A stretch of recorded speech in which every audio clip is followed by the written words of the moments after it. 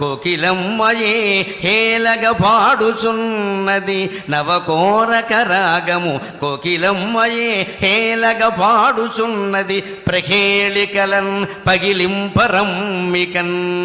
ప్రహేళికలన్ పగిలింపరమ్మికన్. ఒక కుటుంబాన్ని నడిపేటువంటి మనకే పజిల్స్, ప్రహేళికల్ లాంటి సమస్యలు ఉంటాయి.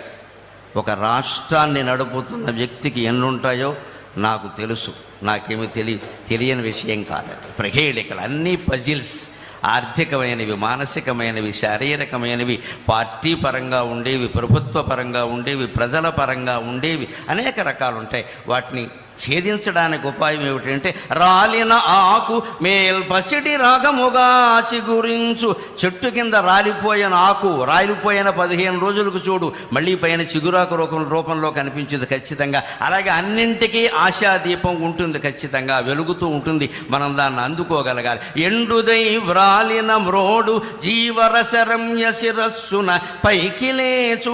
మొదలు కూడా మిగలకుండా కొన్ని చెట్లు ఖండించేస్తారు మానవత్వం లేకుండా. కానీ ఆ చెట్టుకి ఎంత పట్టుదల ఉందంటే నన్ను నువ్వు మొదలంటా ఖండించినా నేను మళ్ళీ చిగురు వేస్తా అని నెల తిరగకుండా అది చిగురిస్తోందండి. చెట్టు నుంచి మనం ఎన్ని పాఠాలు నేర్చుకోవాలి, చెట్టు నుంచి మనం ఎన్ని పాఠాలు నేర్చుకోవాలి. నేను మళ్ళీ చిగురిస్తా అని అంత బండరాజులా ఉండిపోయిన చెట్టు కూడా మళ్ళీ చిగురుస్తోంది ఖచ్చితంగా. అలాగే పాల్మాలిన లోకమందు అవమానమొకండు ఘటిల్లెనంచు గగ్గోలుగా నేర్చేదేలా. నన్నెవరో అవమానించారు, నా గురించి ఏదో అనుకుంటున్నారు, ఇవన్నీ మనం ఆలోచించాల్సిన విషయం కాదు. విశ్వావసునామ సంవత్సరం మనకి ఇస్తూ ఉన్నటువంటి ఖచ్చితమైనటువంటి ప్రబోధం అదే. ఏది నువ్వు ఆలోచించుకో, నువ్వెవరో నీకు తెలుసు. నువ్వెవరో నీకు తెలిసినప్పుడు నిన్ను గురించి ఎవడో అనుకోవడాన్ని గురించి నువ్వు ఆలోచించాల్సిన అవసరమే లేదు. మనం ఉచ్చైశ్రవంలా బతుకుతూ ఉన్నప్పుడు ఎవడో మనం మీరు గుర్రం కాదండి గాడిద అంటే వాడి కోసం మనం ఇప్పుడు గుర్రమో గాడిదో నిరూపించుకోవాల్సిన అవసరమే లేదు. మనం ఏమిటో మనకు తెలుసు. ఆత్మవిశ్వాసం చాలా ముఖ్యం. ఆ విశ్వాసంతో నువ్వు ముందుకు దూసిగడితే ప్రహేళికలన్ పగిలింపరమ్మికన్. అన్ని రకాల పజిల్స్, ప్రహేళికలన్నింటినీ ఛేదించుకుని మనం ముందుకు వెళ్ళగలం ఖచ్చితంగా. అటువంటి ధైర్యం రాష్ట్ర ప్రభుత్వాధినేతకి ఇప్పటికీ ఉంది. మనందరికీ కూడా అటువంటి ధైర్యం మనకు కలగాలి.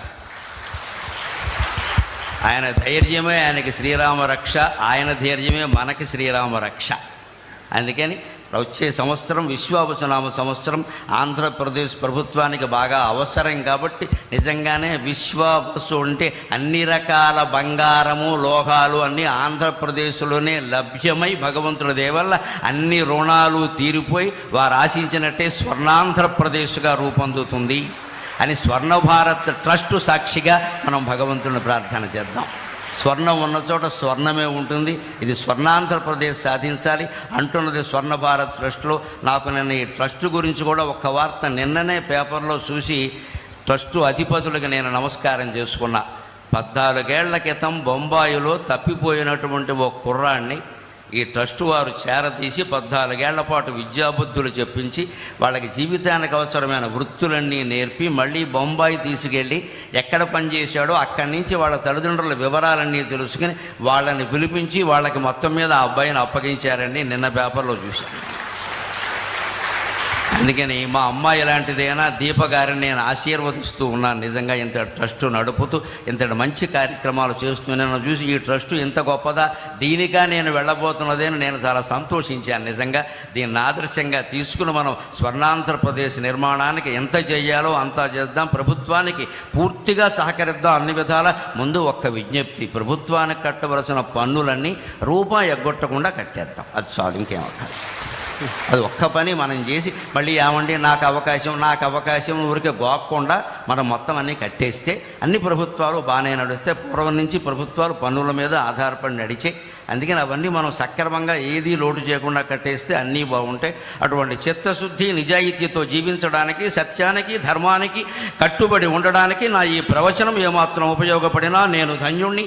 నాకు ఈ 4 మాటలు నేర్పిన మా అమ్మ ధన్యురాలు. స్వస్తి. చాలా చాలా సంతోషం. గరికపాటి నరసింహారావు గారికి స్వర్ణ భారత్ ట్రస్ట్ తరఫున కృతజ్ఞత తెలుసాను. చాలా చక్కగా చేశారు. ఇప్పుడు పెద్దలు వచ్చిన తర్వాత మీకు సన్మానం చేసిన తర్వాత వెళ్తారు. ఇప్పుడు ఈ కార్యక్రమానికి ముఖ్య అతిథిగా ఇచ్చిన మనందరి ప్రియతమ ముఖ్యమంత్రి నారా చంద్రబాబు నాయుడు గారిని వేదిక మీదకి రావాల్సిందిగా కోరుతున్నాను. అలాగే స్వర్ణ భారతి స్ఫూర్తి ప్రదాత పెద్దలు 13వ ఉపరాష్ట్రపతి వెంకయ్యనాయుడు గారిని అలాగే ఉషమ్మ గారిని వేదిక మీదకి రావాల్సిన కోరుతున్నాం. అలాగే కొల్లు రవీంద్ర గారిని వేదిక మీదకి రావాల్సిన